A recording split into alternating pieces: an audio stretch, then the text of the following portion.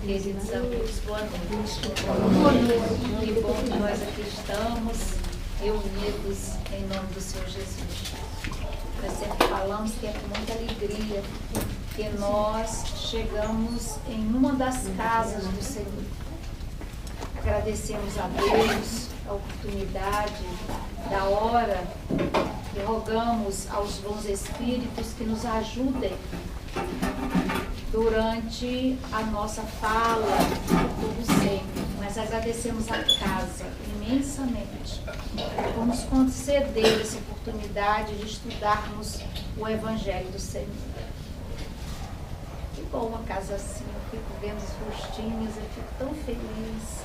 Eu fico pensando, assim, a alegria dos nossos amigos, dos nossos benfeitores, destes que velam por nós. Eu não sei dizer como que é o tamanho da alegria deles. Quanto eles se mobilizam para que nós consigamos vencer as dificuldades e confirmemos a nossa estada numa reunião como esta. O trabalho que eles têm em nos incentivarem, em fazer com que nós acreditemos que somos nós que estamos vindo pela nossa própria vontade. É assim que eles fazem, olha que bonitinho, né? E nós dizemos assim, eu vim. Nós viemos sim, mas eles ajudaram muita coisa. Então, eu fico vendo como é que foi, como é que deve ter sido, né? Alguns lá fora, já avisando, o meu tutelado vem, o meu pupilo está chegando. E é assim que funciona, mais ou menos. A alegria é muito grande. Cada um aqui tem mais de um benfeitor a se confraternizar, abraçar. Isso fora é a equipe da casa. E desde cedo, já desde muito cedo, já estava trabalho, magnetizando cada cadeira, aonde nós íamos sentar, onde nós sentamos, água frutificada, trazendo os colaboradores da casa para ter cuidado com o pensamento, tudo isso para que nós sejamos seguros. Mas não foi sobre esse assunto que nós viemos tratar. E nós vamos conversar. Bom, nós gostamos muito de falar do Evangelho, porque entendemos que sem o Senhor Jesus nós não podemos caminhar, nós não temos condições de caminharmos. E também gostamos muito de dialogarmos com o Evangelho, com o pensamento de Emmanuel. Emmanuel, como alguns sabem, todos devem saber, ele vai ser esse companheiro que, através da mediunidade do nosso querido Chico Xavier, vai orientar, não só orientar todos os trabalhos, todas as obras que vão chegar para nós, mas especialmente ele vai trabalhar no sentido de que nós nos aproximemos do pensamento crístico. Então, todas as vezes que ele fala, todas as vezes que ele traz um noticiário, vai ser com essa proposta de que nós nos aproximemos mais do entendimento do que o Senhor veio nos ensinar. Outro ponto que é muito importante, nós gostamos muito de falar, porque acreditamos que isso enche os nossos corações de esperança e de vontade de viver bem, nós pensarmos bem direitinho, que o Senhor Jesus veio pessoalmente evangelizar-nos. O Senhor veio evangelizar a todos nós. Ele primeiro envia muitos evangelizadores de alta qualificação. Em todos os tempos, em toda a época da história da humanidade. Desde os primórdios. É claro que quando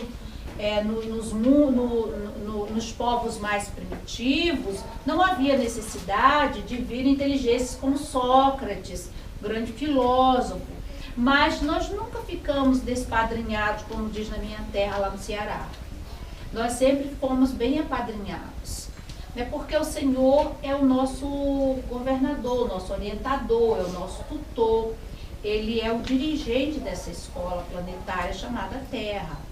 E nós somos matriculados nessa escola. E só somos matriculados porque passamos pelo crivo do aceito do Senhor Jesus. Então ele vem pessoalmente ensinar para nós, sair da sua boca, o que nós precisamos aprender. Não só através dos discursos, porque o Senhor ele vai discursar muitos momentos, em diversos lugares.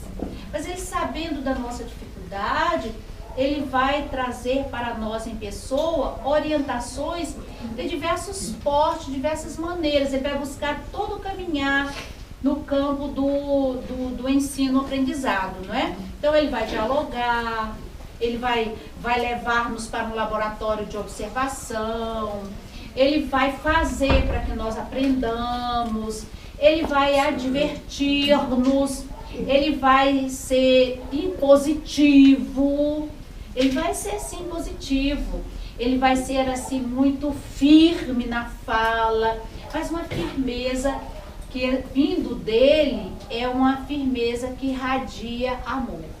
Diferente da nossa firmeza. A nossa firmeza às vezes é muito carregada, mesmo sendo bem intencionada, muitas das vezes, ela ainda está misturada com as nossas emoções que estão ainda se reestruturando. Então, Emmanuel, como nós falamos, lembra que nós falamos de Emmanuel, esse grande amigo, tudo que ele fala tem esse cunho de nos aproximarmos desse pensamento, do pensamento do mestre, desse grande evangelizador, nosso evangelizador maior, nosso mestre chamado. E nós também gostamos muito de prefácio de obras. Eu acho que quem me escuta fala, essa criatura tem mania, coitadinha, tadinha. Acho que ela não cresceu. Pois é. Prefácio de obra, porque Emmanuel, quando ele vai prefaciar uma obra, não tem como a gente não ficar com ele. E quem tem o hábito de ler sabe que o prefácio é o condutor, vamos dizer assim, o convite para que o leitor fique.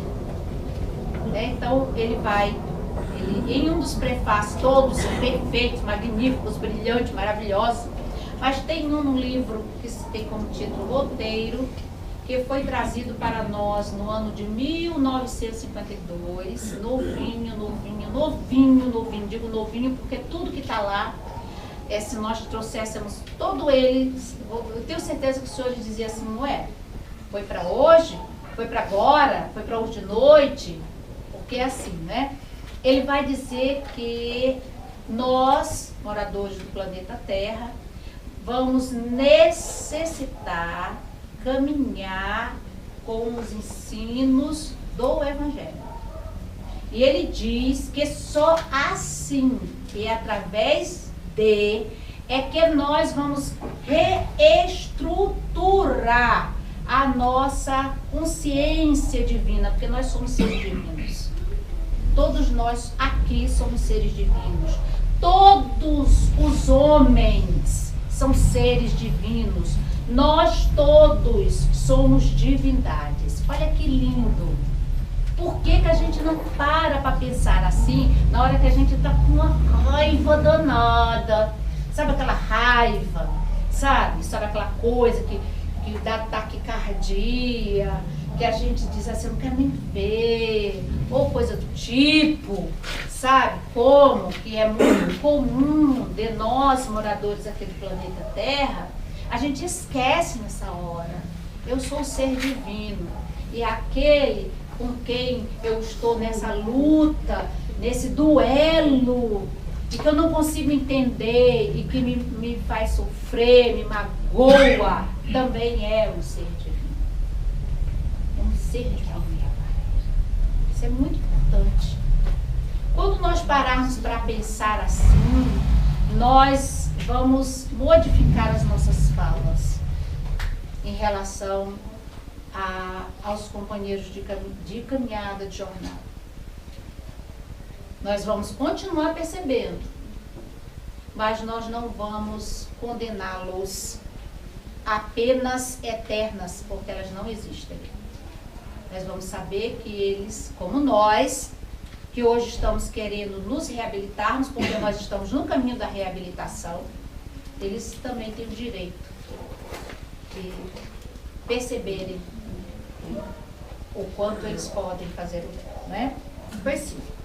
E então nós vamos caminhando nessa fala nossa, desse caminhar, como Emmanuel nos propôs, com as lições do Evangelho, e vamos buscar, tentar trabalhar algo que está em todos nós, porque nós carregamos todas as virtudes conosco, porque somos filhos de Deus.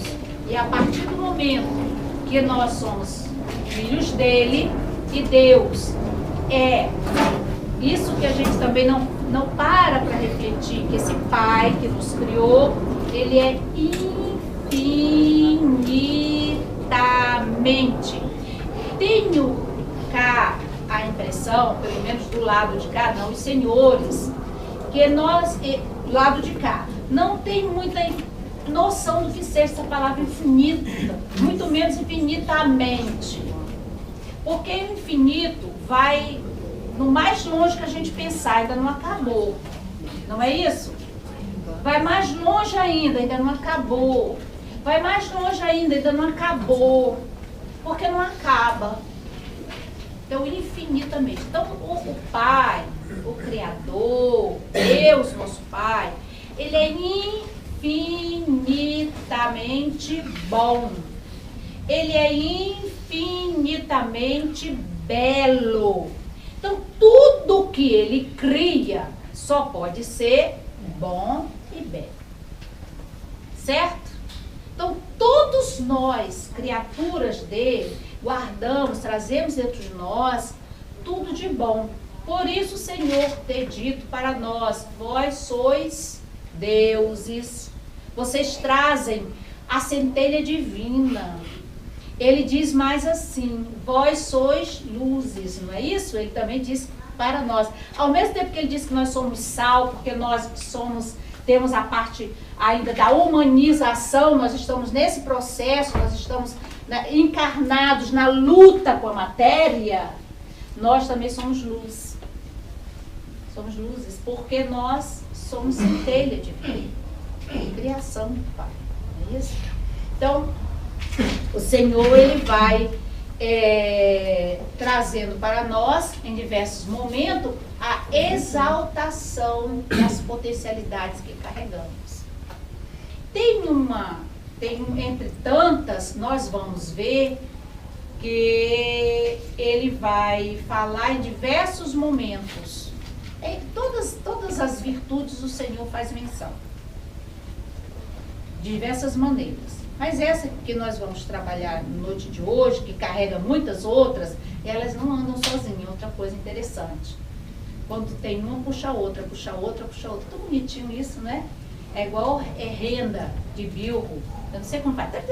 Quando sai aquela coisa linda, linda, que a gente não sabe onde começou nem onde terminou, né? Mas o negócio está lá. Então, tem uma que o Senhor vai dizer assim. Vamos citar algumas coisas só para fazer uma confusão na nossa cabeça, e é mesmo, porque está todo mundo cansado, todo mundo teve um dia de luta, e vamos ver se a gente constrói o nosso pensamento, vamos construir junto. É importante isso.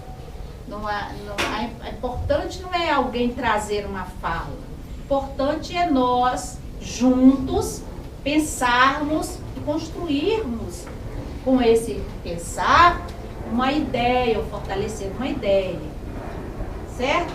Então o Senhor, em certo momento, ele vai dizer assim, vocês vão lembrar de tantas outras.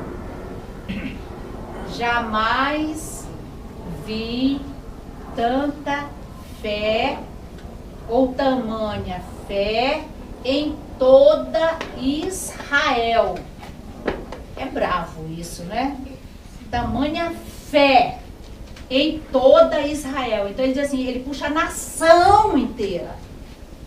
Quando ele puxa a nação inteira, é tudo. Ele diz assim, aqui está uma representação do que seja fé. Jamais vi tamanha fé. É claro que ele viu, porque o Senhor conhece a todos nós. É isso que a gente tem que entender. Mas ele não é nosso evangelizador, ele não está nos ensinando. Então ele vai dizer assim, olha, presta atenção, isso aqui é um tipo de fé. Eu estou ensinando para vocês um conceito do que vem a ser fé. Certo? Em outro momento, e olha que se nós fôssemos dialogar, seria assim, mas essa não tem nada a ver com aquela. Ou por que ele falou desse jeito nessa hora e desse outro jeito naquela hora? Em outro momento, ele vai dizer assim, vocês vão perceber, essa é maravilhosa. E vamos contextualizar. Em um determinado momento, ele vai dizer assim, Pedro, alguém me tocou. E quem me tocou? E Pedro vai dizer, Senhor, esse mar de gente, o Senhor vai querer que eu diga que ele tocou? O mundo inteiro lhe tocou. Não, Pedro. Alguém me tocou. Porque de mim saiu uma virtude. Olha, virtude. Um conceito de virtude diferente que nós temos. E então alguém se apresenta e se confessa. Senhor, fui eu que te toquei. Mas não foi só aquela criatura que eu havia tocado. Muitas pessoas haviam tocado o Senhor. Então a pessoa se joga nos pés do Senhor como se se punir, como se se penitenciar, como se se castigar. E diz, Senhor, fui eu, me perdoe, eu te toquei. E o Senhor diz assim, a tua fé te salvou. Ela não falou com ninguém, mas intencionalmente ela tocou o Senhor. Muitos haviam tocado, esbarrado, passado, roçado, puxado o manto, puxado a túnica, até para não cair, literalmente. Mas aquela pessoa promoveu o deslocamento de uma energia que o Senhor portava em especial. Então ela deslocou pelo poder do seu querer. E o Senhor vai dizer assim, a tua fé te salvou e foi a tua vontade te salvou. Teu desejo, a tua insistência, a tua perseverança. Você alçou, você arrastou, você puxou para si um outro conceito de fé. Ele já não traz um conceito, eu digo que ele traz um compêndio de informação. Não é isso? Porque quando nós mergulhamos nesse diálogo tão curto, ele vai falar muitas coisas para nós. Tudo bem. Em outro momento, ele vai dizer assim, desejas, como sempre ele o fazia. Tens certeza? O que queres? Então a pessoa tinha que dizer se desejava. Então tinha desejo, tem que passar pela vontade. E não é um desejo vão. Porque nós temos muitos desejos. E os nossos desejos, muitas vezes, eles são flutuantes, não é? Pode ser que daí seja um desejo firme, perseverante, retilíneo. O de cá, de manhã deseja uma coisa, daqui a 10 minutos deseja outra e por aí vai, não é? Deseja, aí ele pergunta, e vai perguntando, e até no final ele diz assim, mas o que mesmo que você quer que eu faça? Como diz assim, confirma, você tem que confirmar dentro de você, com o seu pensamento, com a sua intenção, o que você realmente quer. O que ele nos ensina? Que essa fé, ela tem que estar assentada numa vontade que não é uma vontade vã. E tem que ser uma vontade séria. E tem que ser uma vontade responsável. Tem que ser uma vontade que em eu tendo esta vontade, eu tenho que assumir compromisso com ela.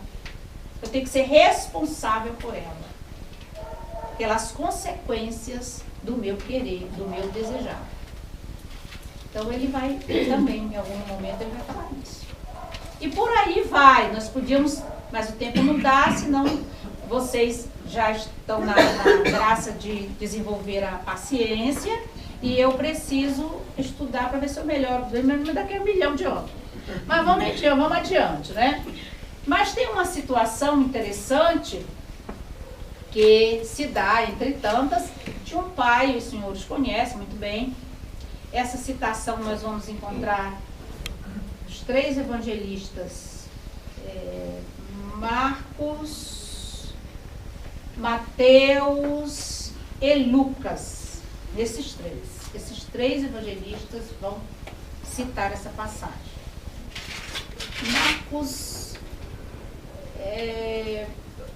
Marcos e Lucas, eles vão ter uma fala até um pouco maior. Mas é um pai que ele passa por uma situação muito difícil em casa e ele vai levar o seu problema para buscar ajuda, sua dificuldade para buscar ajuda, porque ele ouviu, ele teve notícias de que havia um jovem que fazia prodígios. Então ele não conhecia. Porque ele levou aquele que era o motivo da sua dor. E quando ele lá chega, ele não encontra quem ele foi procurar. Essas leituras aqui mexem com eu não sei os senhores, mas eu fico assim, pensando assim, como é que ele sabia que não estava lá? Ou ele perguntou, ou então a presença do Senhor em si, a irradiação amorosa do Senhor, já fazia toda a diferença no ambiente. Que eu acredito particularmente que isso acontecesse. Se nós, quando falamos do Senhor, se nós, quando fazemos o culto do Evangelho em nossa casa, se nós, quando fazemos uma leitura regular, nós sentimos a vibração diferenciada. Eu não sei se os senhores já experimentaram. Experimentaram, assim, a cabeça a mil, e buscar uma maneira de ler uma frase qualquer e procurar a atenção, voltar a atenção para aquela frase. Não sei se os senhores já procuraram pensar numa figura que remeta à imagem do Senhor, a diferença que faz. Então, a presença do Senhor deveria ocasionar um impacto. A emissão fluídica do Senhor devia ser impactante. Porque é impactante até hoje.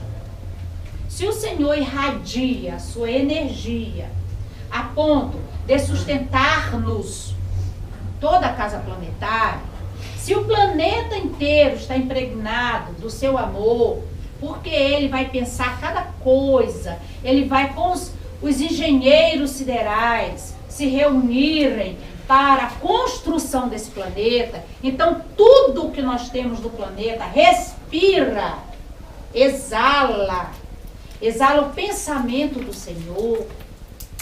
Imagina ele pessoalmente, como não deveria ser a vibração do ambiente.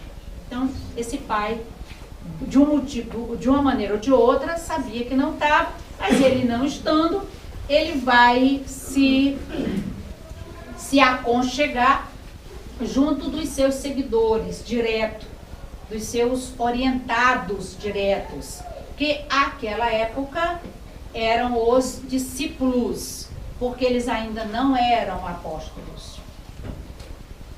Discípulos, quando está na fase do aprendizado, nós aqui somos discípulos. No futuro, nós seremos apóstolos.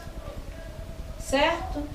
Vamos só tirar assim, abrir uma cortininha aqui para nós fazermos aqui uma comparação. Francisco de Assis, vocês acham que ele era discípulo ou apóstolo? Apóstolo. Porque ele já sabia fazer. O discípulo está aprendendo, ele não sabe fazer.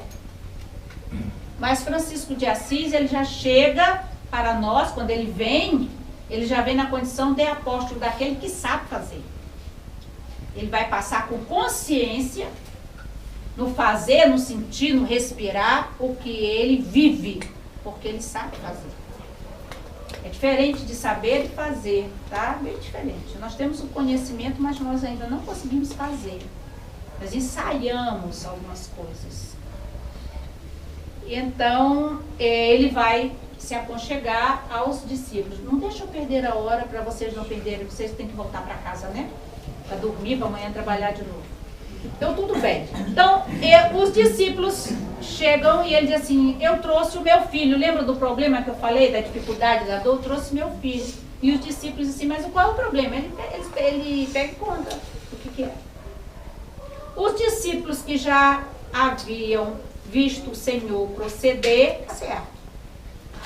É bom nós prestarmos atenção, tá? Então, eles fizeram o quê?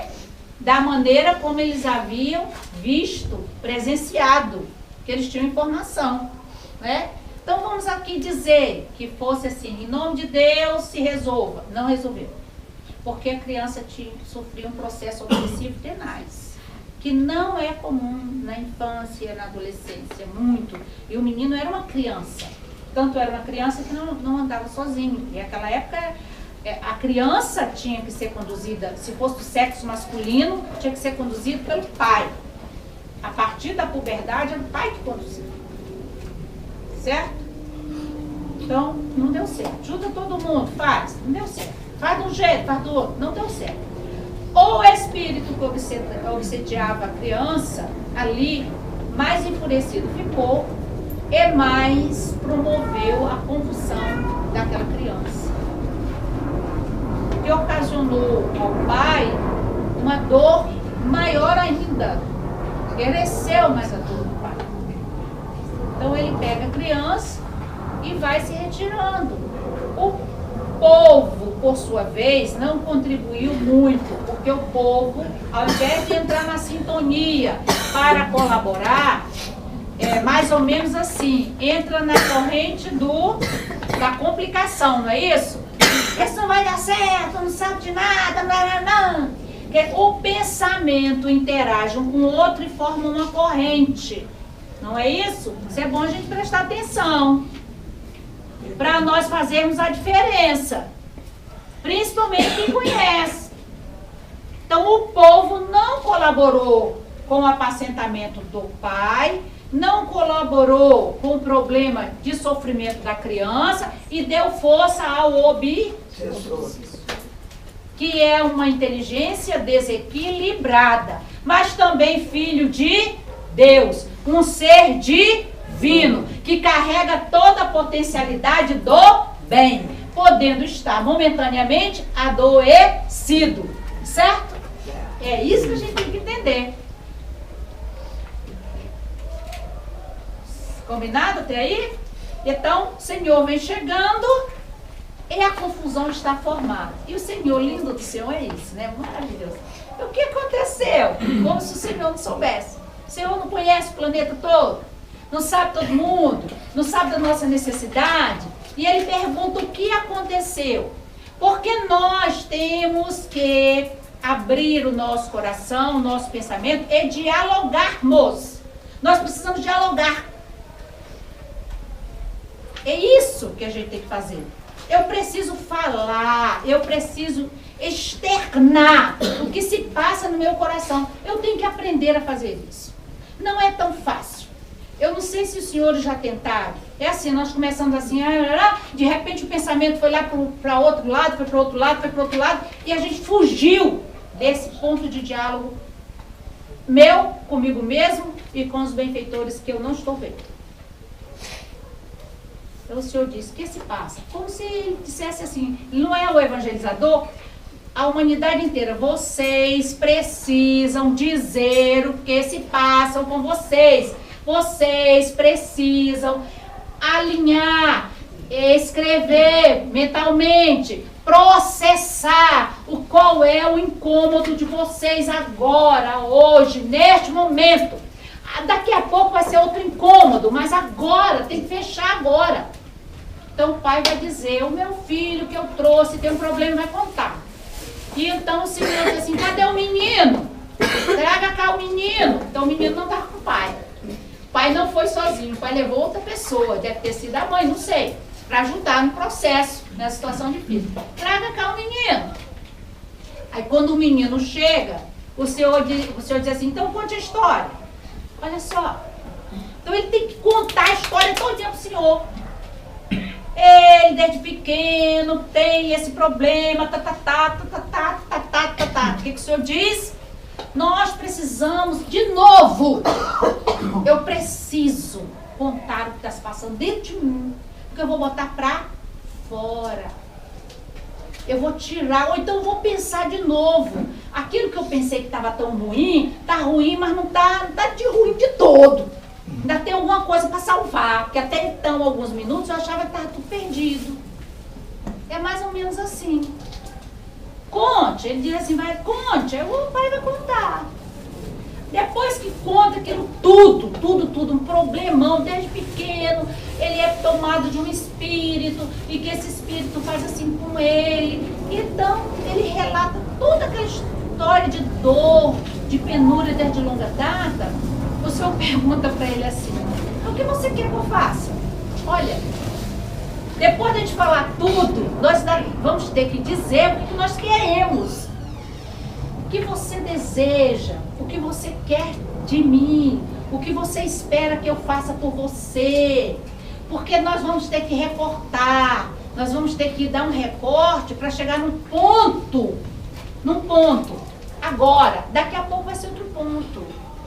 Então ele disse, Senhor, eu quero que o Senhor cure meu filho. Era óbvio que aquele pai ia dizer, pasmem, o Senhor vai fazer uma pergunta para ele, que é de botar ele no chão. E você acredita que eu possa curar o seu filho? O que se passa? Conte a sua história. Você acredita? O que você quer? Tudo, olha a sequência. E você acredita? Você tem certeza? A sua vontade está assentada nisso que você está falando? Você fechou a questão? Você confirma? Você vai se comprometer com isso? É isso mesmo que você quer? E você está dizendo sim, e vai falar sim, e vai confirmar esse sim, e vai fazer da tua vida este sim? É isso que ele diz. Certo? Então não dá para a gente brincar nem com as graças dos céus. Graça que eu quero é essa graça por enquanto, se for da vontade de Deus.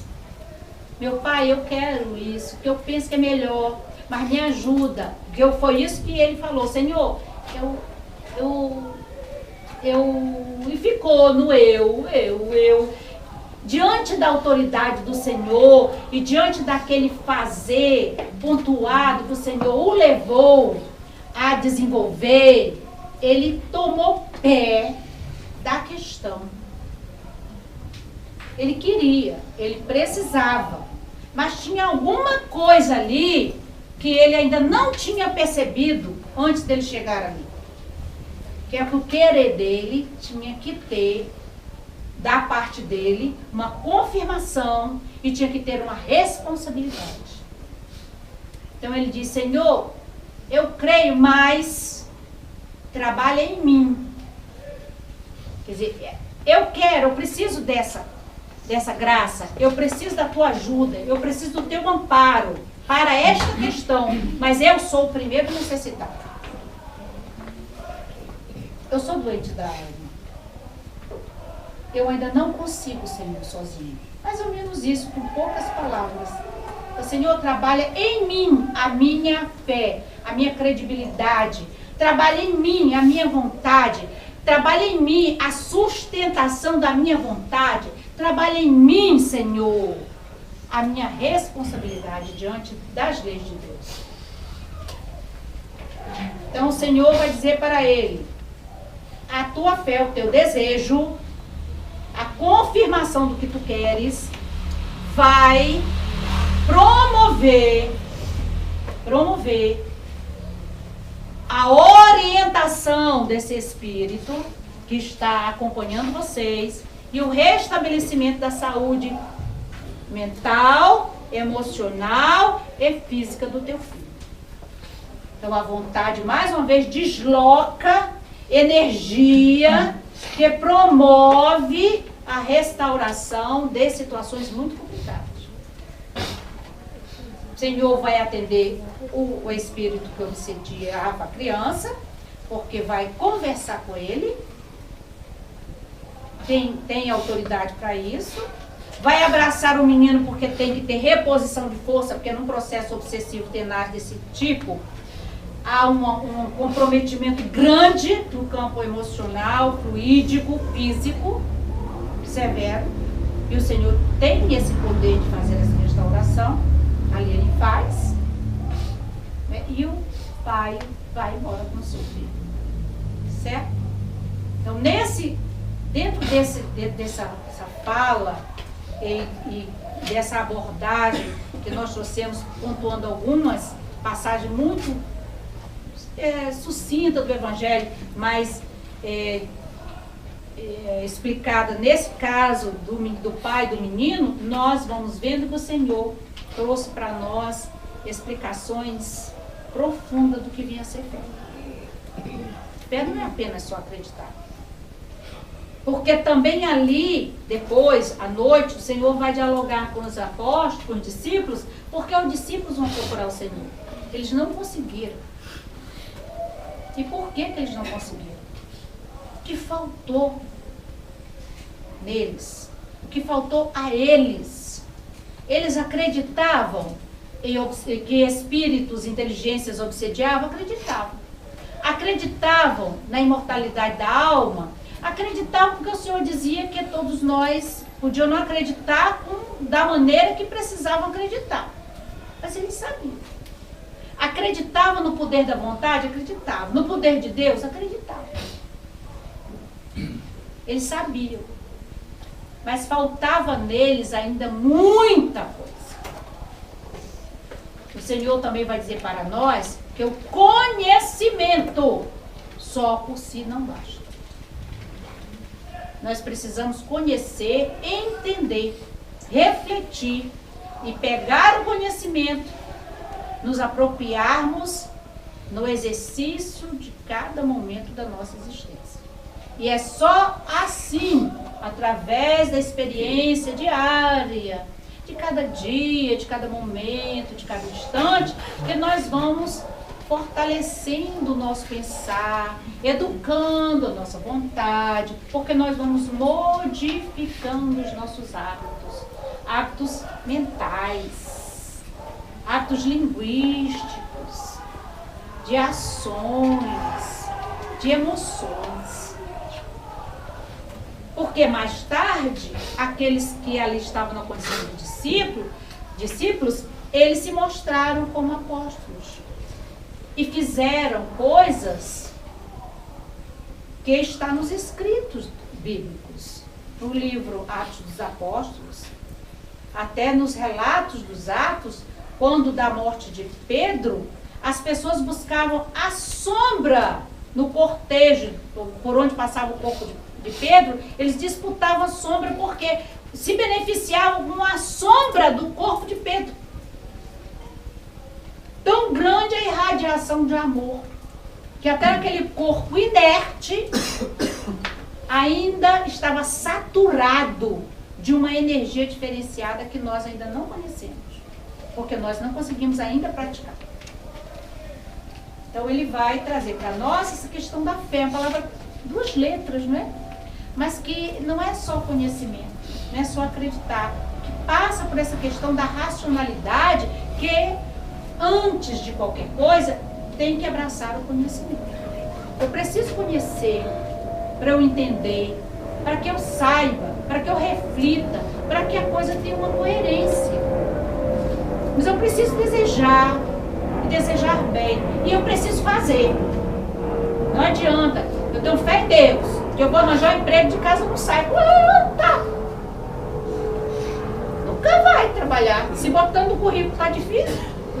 Imagina, olha, eu tenho fé em Deus que eu hei de ter um trabalho que vou ganhar muito bem. Não estudo, durmo, acordo 11 horas da manhã, fico até de madrugada assistindo, sei lá, fazendo qualquer coisa. Como é que vai acontecer esse negócio desse? Então a gente precisa ter muita noção das coisas. Porque se acreditar, essa fé passa por diversas questões. Por diversas questões. Principalmente o exercício do bem.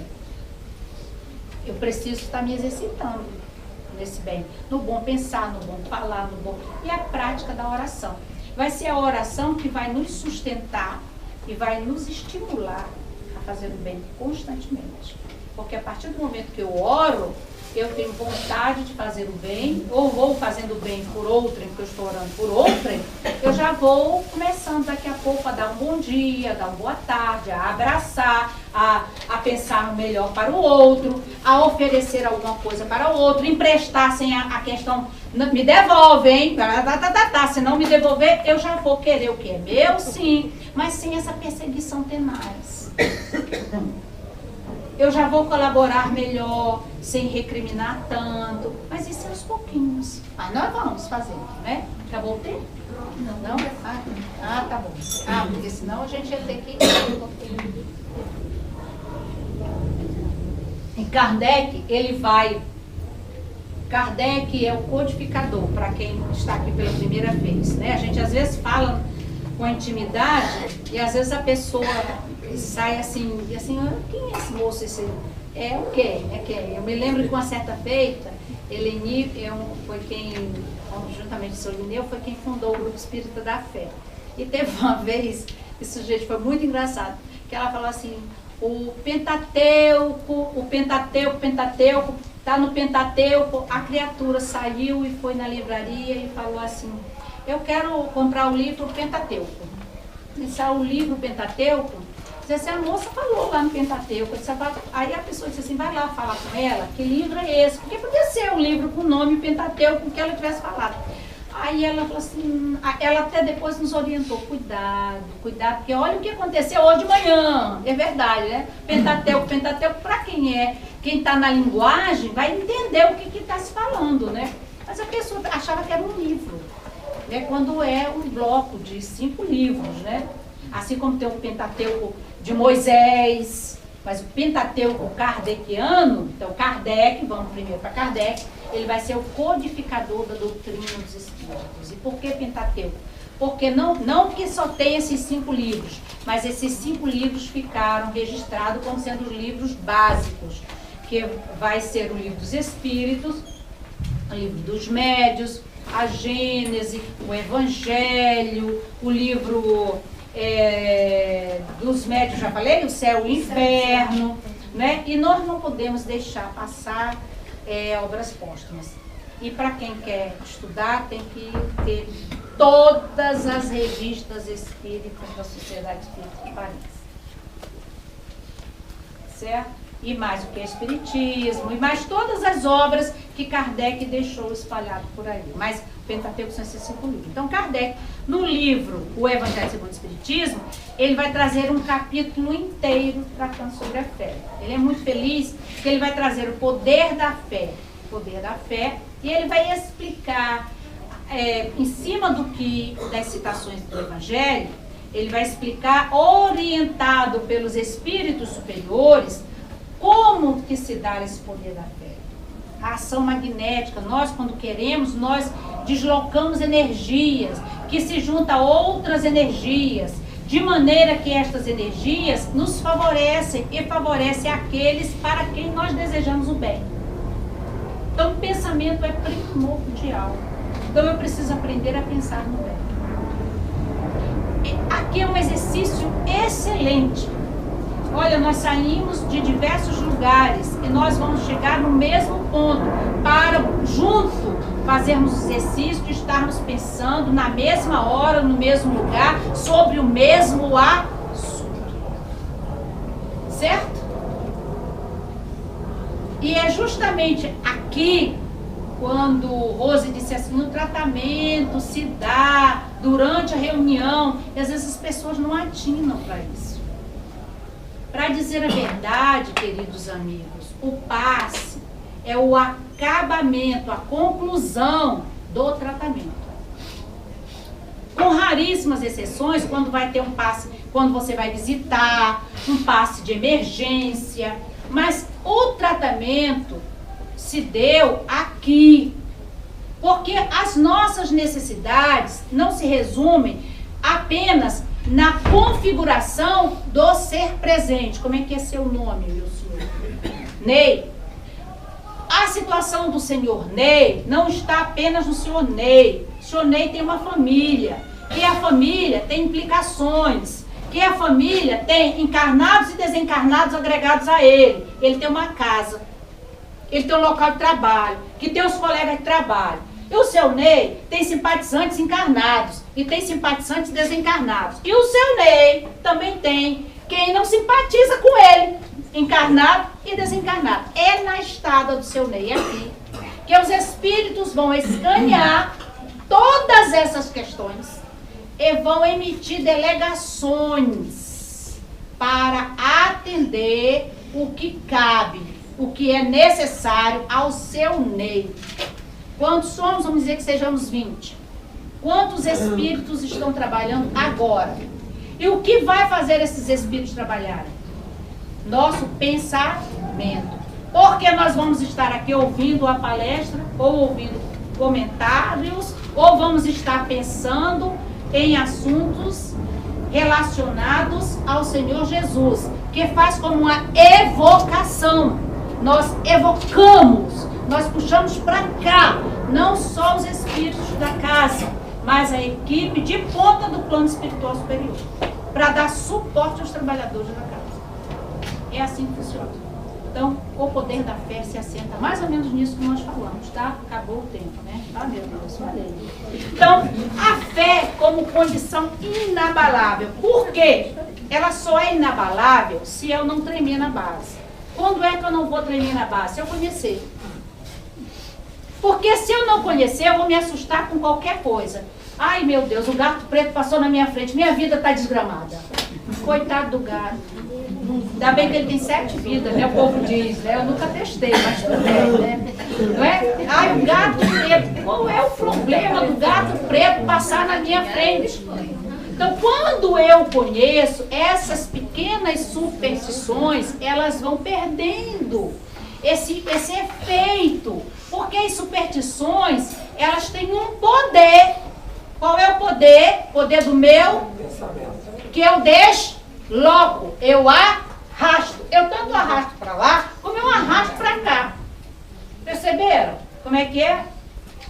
É assim que funciona. Não deu tudo, mas vamos pulando, tá? Pode falar tudo. Não, senão não posso voltar. Né? Então vamos lá. E então Kardec vai trazer um ensinamento que é riquíssimo, riquíssimo, riquíssimo. Onde ele vai dizer que vai ser justamente a fé que vai dar suporte às outras virtudes. Isso é magnífico. Paulo, ele vai também ter essa fala. Quando ele escreve a comunidade de Coríntios, ele então vai escrever aquele poema que nós ficamos embevecidos, que na verdade Paulo reproduz o que está no livro dos profetas, que vai estar no livro da sabedoria. Paulo era profundo estudioso dos livros religiosos, assim como também dos livros das leis civis. Ele era uma autoridade em conhecimento. Então, quando ele vai trazer essa informação sobre essas 3 virtudes, a fé, a esperança e a caridade, ele faz menção sobre a importância desse caminhar entrelaçado, desse entrelaçamento. Kardec vai dizer que a caridade, ela se assenta nessa proposta de sublimação, de sublimidade, se ela for exercida no assentamento da fé inabalável. Aí eu pirei. Eu não sei os senhores, mas eu disse, meu Deus, como é que é esse negócio? Por que assim acontece? Porque para eu acreditar que isso assim, eu tenho que perceber que eu sou espírito imortal. E que o meu fazer no bem, ele não se esgota e é uma herança minha que ninguém tira. Toda ação no bem que eu faço, eu trago para mim como enriquecimento. E todas as vezes que eu não faço o bem, ou que eu deixo de fazer o bem, por algum motivo, eu me compliquei com a lei de Deus, porque eu faltei com a caridade, é nesse sentido. Porque eu deixei de fazer o bem e eu feri a caridade. Certo? Nas mínimas coisas. Mas isso com o tempo a gente vai aprendendo, porque, lembra que eu falei? São Francisco de Assis, lembra que eu falei? Assim, São Francisco, vocês acreditam que é o quê? Vocês disseram que ele era o quê? Apóstolo. Mas nós dissemos que nós somos agora, por enquanto, o quê? Discípulos. Discípulos. Certo? Então nós estamos aprendendo. Então, a gente vai entendendo que quando nós vamos entendendo a dinâmica do que é acreditar em Deus, acreditar na imortalidade da alma, acreditarmos que somos espíritos eternos, que a vida continua, de que tudo que nós temos aqui vai ficar. Não adianta eu me desesperar com o vaso que foi da minha avó, de cristal, quando ela era 15 anos ela ganhou e alguém quebrou, e eu nunca mais quero falar com ela porque ela quebrou o vaso da minha mãe. A minha avó já nasceu de novo, sei lá, mas ela não está nem desligando aquele vaso, eu estou aqui de mal, de raiva, adquirindo tumores, por causa de um vaso que quebrou e que eu nem vou levar para o plano espiritual. O vestido de renda que está todo podre. Aí alguém lavou, desmanchou o vestido. Porque ela lavou, desmanchou o vestido, é uma megera. Aí o vestido já se foi, eu não vou levar. Eu tenho que acreditar nisso, que eu sou espírito imortal. Então ele vai dizer o seguinte, o espírito protetor, ele vai dizer o seguinte, que a fé racional, ela é pura. Que fé racional? É a que pensar. E por que pensa? Porque tem um conhecimento. E tendo conhecimento, eu tenho a obrigação de fazer dentro do que eu conheço. Ou pelo menos me esforçar. Certo? Acreditas que eu possa curar o teu filho? Você tem conhecimento de alguma coisa? Você, depois que você falou tudo isso, você adquiriu em mim, você passou olhando para mim, você acredita que eu possa fazer?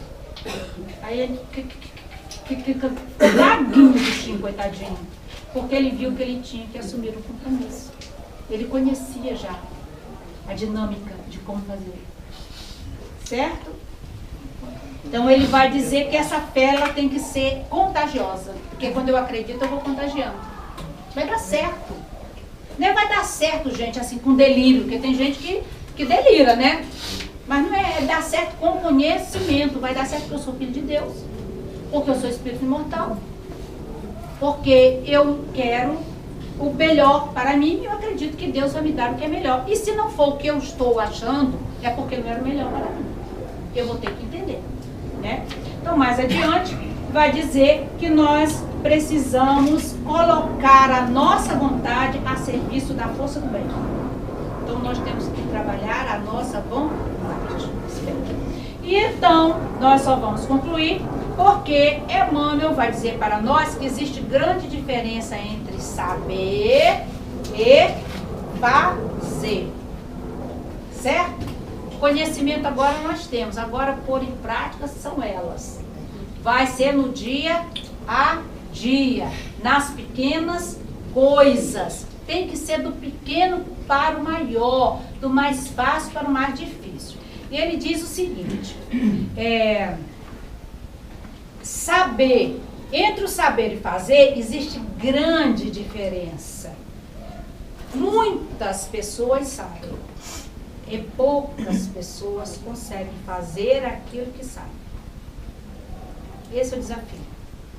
Então ele vai dizer mais adiante, a mesma página, que João, quando pensou essa citação para o seu evangelho, ele já tinha esse conhecimento de que existe essa grande diferença, mas que exige de nós um esforço para, entendo o conhecimento da informação, buscarmos dar validade a esse conhecimento no esforço de cada dia.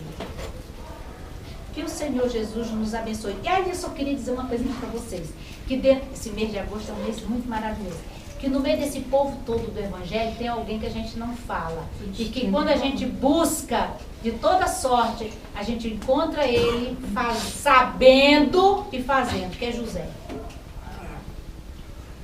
José, gente, pense em alguém, só dá José.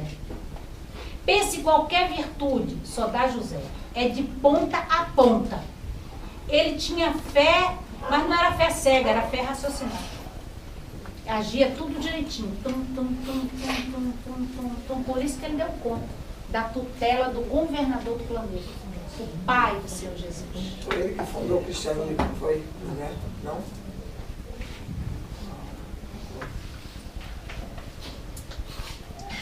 José, pai do Senhor Jesus, ele falece antes do Senhor Jesus começar o messianato dele.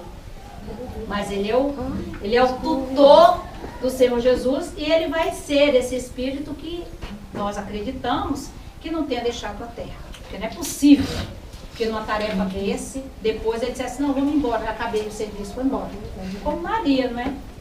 Então, José, ele vai dar conta dessa fé raciocinada, dessa vontade de fazer, cumprir aquele papel que ele assumiu, de oferecer à humanidade essa proposta de renovação através dos ensinos do seu Filho amado, nosso Mestre querido. Muita paz.